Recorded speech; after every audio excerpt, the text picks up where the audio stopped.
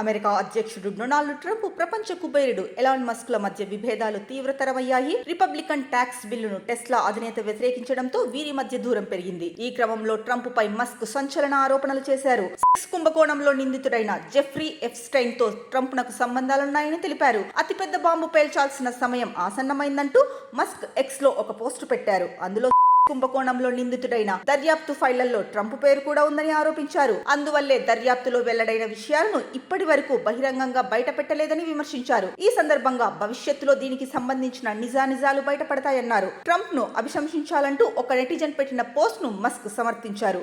ఉపాధ్యక్షుడు JD Vance తో ఆ స్థానాన్ని భర్తీ చేయాలని ఆ పోస్ట్ లో ఉంది. దీన్ని మస్క్ రీపోస్ట్ చేసి అవును అని రాసుకొచ్చారు. కాగా అమెరికాలోని అతిపెద్ద కుంభకోణంలో నిందితుడైన ఎప్స్టైన్ 2019లో హఠాత్తుగా జైల్లోనే అనుమానాస్పదంగా మృతి చెందాడు. అతడికి Clinton, Trump, Prince Andrew, Michael Bloomberg వంటి వారితో సన్నిహిత సంబంధాలున్నట్లు ఓ వార్తాపత్రిక నివేదించింది. ఈ క్రమంలో జెఫ్రీ మరణం తర్వాత కేసుకు సంబంధించిన దర్యాప్తు ఫైళ్లను బయటపెట్టాలని కొంతమంది డిమాండ్ చేశారు. అందుకు తనకు ఎలాంటి ఇబ్బంది లేదని ట్రంప్ గతేడాది అధ్యక్షుడిగా ఎన్నిక కాకముందు తెలిపారు. ఆ సమయంలోనే ఎప్స్టైన్ తో తనకు ఎలాంటి సంబంధం లేదని, అతడికి చెందిన ప్రైవేట్ విమానంలో తాను తిరగలేదని స్పష్టం చేశారు. ఇక ఇదిలా ఉండగా రిపబ్లికన్ ట్యాక్స్ బిల్లు విషయంలో ట్రంప్ నకు వ్యతిరేకంగా మస్క్ తొలిసారి గలమెత్తారు.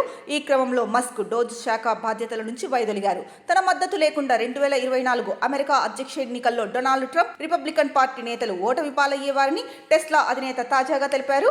దీన్ని అధ్యక్షుడు తీవ్రంగా ఖండించారు. తాను ఎన్నికల్లో విజయం సాధించడానికి మస్క్ అవసరం లేదని స్పష్టం చేశారు. మస్క్ లేకుండానే పెన్సిల్వేనియాలో తాను గెలిచేవాడినన్నారు. ఈ సందర్భంగా మస్క్ వ్యాపారాలకు ఉపయోగపడే ప్రభుత్వ కాంట్రాక్టులకు, రాయితీలకు కోత వేస్తారని ట్రంప్ హెచ్చరించారు.